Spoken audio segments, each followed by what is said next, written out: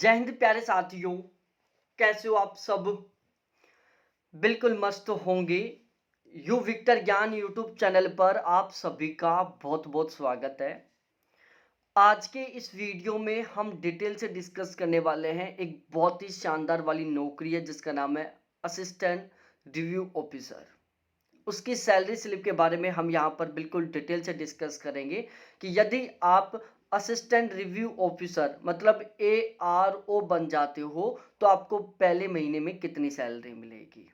और हमारा ये जो सैलरी स्लिप है वो यूपी के संदर्भ में है, क्योंकि फिलहाल में यूपी में ARO की वैकेंसी निकली हुई है, जिसमें हमने RO को रिव्यू ऑफिसर को कितनी सैलरी मिलती है इसका हमने ऑलरेडी एक वीडियो बना दिया है।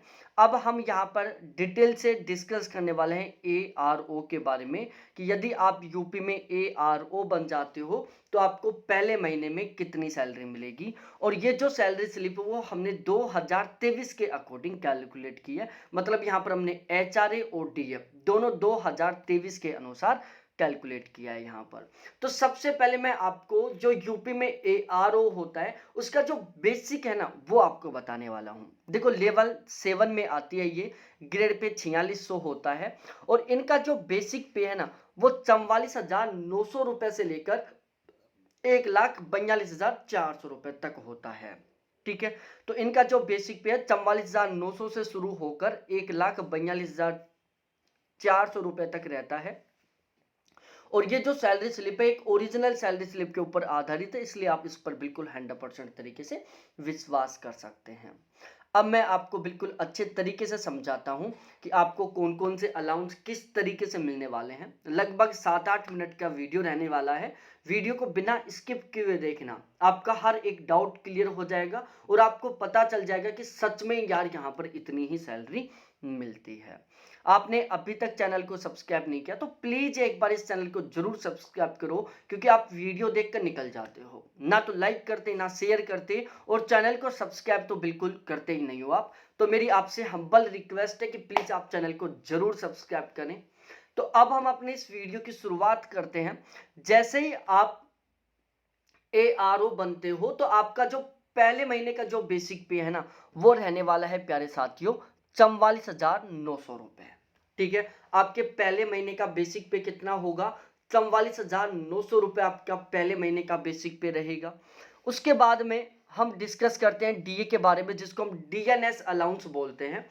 अब ये DNS अलाउंस क्या होता है? महंगाई भत्ता बोलते हैं। दिन प्रतिदिन जबरदस्त तरीके से महंगाई बढ़ती जा रही है, तो उसी को ध्यान में रखते हुए गवर्नमेंट आपको महंगाई भत्ता भी देती है ताकि आप अपनी लाइफ को सही ढंग से जी सको। फिलहाल में 42% मिल रहा है DA, लेकिन अब इसको गवर्नमेंट बढ़ाकर 46% करने वाली है। तो यहाँ पर हमने जो DA कैलकुलेट किए वो 46% के अकॉर्डिंग कर लिया। तो 44,900 रुपए का यदि मैं 46% निकालता हूं तो ये निकल कर आता है 20,654 रुपए। उसके बाद में हमने HRA के बारे में डिस्कस करें। देखो HRA को लेकर क्या है, सेंट्रल गवर्नमेंट ने तो 3 कैटेगरी में डिवाइड कर रखा है पूरे भारत को HRA के लिए, 9%, 18% और 27%। लेकिन यूपी गवर्नमेंट ने ग्रेड पे के अकॉर्डिंग स्लैब बना रखा है। ठीक है, यूपी को टोटल 3 कैटेगरी में डिवाइड किया गया है HRA के मामले में। जैसे आपकी ड्यूटी यदि यूपी के आगरा में, लखनऊ में होती है तो आपको सबसे ज्यादा HRA मिलेगा। यदि आपकी ड्यूटी यूपी में बिल्कुल गांव में होती है तो आपको सबसे कम HRA मिलेगा। और यदि आपकी बीच की सिटी में यदि ड्यूटी रहती है तो आपको मीडियम टाइप का HRA मिलेगा। ठीक है, तो यहाँ पर हमने 4600 ग्रेड पर जो मैक्सिमम HRA मिलता है ना उसको यहाँ पर कैलकुलेट किया है। तो यदि आप की ड्यूटी आगरा या लखनऊ में रहती है तो आपको 5520 रुपए HRA का मिलेगा। ट्रांसपोर्ट अलाउंस के आपको 5,256 रुपए मिलेंगे। देखो ध्यान से, यहाँ पर HRA में ट्रांसपोर्ट अलाउंस में बहुत ज्यादा अंतर नहीं है। DA आपके 2417 रुपए हो जाएंगे और अदर अलाउंस के तौर पर आपको टोटल यहाँ पर 2,000 रुपए मिलेंगे, जिसमें आपके छोटे छोटे बहुत सारे अलाउंसेज आते हैं। तो उन सभी को मिलाकर हमने यहाँ पर 2,000 कैलकुलेट किया है। तो इस तरीके से इन सभी को मिलाकर आपकी ग्रोस सैलरी बनेगी। आपकी ग्रोस सैलरी में एक तो बेसिक पे शामिल होगा, दूसरा DA शामिल होगा, तीसरा HRA शामिल होगा, चौथा ट्रांसपोर्ट अलाउंस शामिल होगा, पांचवा DA शामिल होगा, छठा अदर अलाउंस शामिल होगा। ठीक है। अब आपकी सैलरी में डिडक्शन होंगे, कुछ कटौतियां भी होंगी। देखो सबसे पहले तो आपका एनपीएस कटेगा 6,555 रुपए। अब आपको लगा होगा कि यार ये 6,555 रुपए फोकट के कट गए। भाई ये फोकट के नहीं है, ठीक है। देखो आप जिस दिन ज्वाइनिंग लोगे उसी दिन गवर्नमेंट के द्वारा आपका एक एनपीएस अकाउंट खोला जाएगा।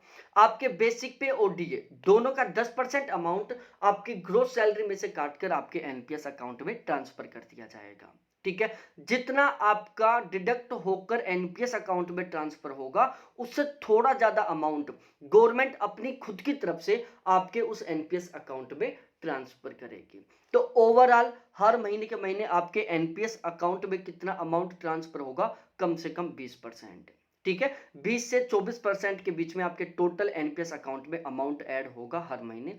10% जो आपका कटा और लगभग 10 से 14% के बीच में जो गवर्नमेंट ने आपको एक्स्ट्रा में दिया। जीआईएस के तौर पर आपके 130 रुपए कटेंगे। यहाँ पर आपका इनकम टैक्स भी कटेगा जिसको हमने यहाँ पर इंक्लूड नहीं किया है क्योंकि जो ओरिजिनल इनकम टैक्स है वो कोई नहीं कटवाता। खर्चे इतने दिखा देते हो आप लोग कि उतना इनकम टैक्स कट ही नहीं पाता। तो यहाँ पर हमने इनकम टैक्स को शामिल नहीं किया है, ध्यान रखना। बाकी आपका इनकम टैक्स भी कटेगा। यदि आप रियलिटी के साथ बिल्कुल ओरिजिनल तरीके से इनकम टैक्स कटवाते हो तो यहाँ पर लगभग आपका 1700-1800 रुपए के आसपास इनकम टैक्स कटेगा। तो इस तरीके से टोटल कटौती हो जाती है आपकी 6,685 रुपए की। अब सबसे मेन टॉपिक आता है कि आपको नेट सैलरी कितनी मिलेगी पहले महीने में। मेरी हम्बल रिक्वेस्ट है आप सभी से कि अभी तक भी चैनल को सब्सक्राइब नहीं किया तो प्लीज एक बार इस चैनल को जरूर सब्सक्राइब करें ताकि हमें भी थोड़ा मोटिवेशन मिले जिस तरीके से अब आपको मिलने वाला है पहले महीने की सैलरी को देखकर। तो यहां पर आपकी पहले महीने की जो ग्रोस सैलरी है वो बनेगी 80,747 रुपए और आपकी नेट सैलरी बनेगी पहले महीने की 74,062 रुपए। एक बहुत ही अच्छा खासा अमाउंट है जो पहले महीने में आपके अकाउंट में ट्रांसफर होगा। प्यारे साथियों, यदि आप अदर नौकरियों में लगोगे ना, जैसे आप एलडीसी बन गए या पुलिस कांस्टेबल बन गए, आप पटवारी बन गए, ठीक है, या फिर आप थर्ड ग्रेड टीचर बन गए, तो ये जो 74,000 की सैलरी है ना, यहां तक पहुंचने में आपको कम से कम 8-10 साल की नौकरी करनी पड़ेगी और यहां पर आपकी शुरुआत ही 74,000 रुपए से हो रही है। तो ओवरऑल एक बहुत अच्छी खासी जॉब है, ठीक है। आप स्टार्टिंग में असिस्टेंट रिव्यू ऑफिसर रहोगे, आप रिव्यू ऑफिसर आरओ के अंडर में रहकर काम करोगे, लेकिन बाद में आपका खुद का प्रमोशन आरओ के तौर पर हो जाएगा। मैं जल्द ही एक वीडियो लेके आऊंगा जहां पर मैं इन दोनों के बीच में कंपेयर करके बताऊंगा कि ए आर ओ को कौन कौन से काम करने पड़ते हैं और आर ओ को कौन कौन से काम करने पड़ते हैं, ठीक है। आप चाहे कहीं से भी एओ आर ओ बनना चाहो, सैलरी लगभग बराबर रहेगी, थोड़ा बहुत अंतर रहेगा, काम तो ऑलमोस्ट सभी जगह आपको सेम टाइप से ही करना पड़ेगा। तो ये था ओवरऑल संपूर्ण जानकारी। वीडियो बहुत अच्छा लगा होगा तो अब भी एक बार चैनल को सब्सक्राइब कर दो, वीडियो को लाइक तो जरूर कर दो, दोस्तों के साथ भी जरूर शेयर कर दो। बाकी बहुत बहुत धन्यवाद आप सभी को देखने के लिए। फिर मिलते हैं हम इसी तरीके से दूसरे बहुत ही महत्वपूर्ण, इंपॉर्टेंट और मोटिवेट वीडियो के साथ।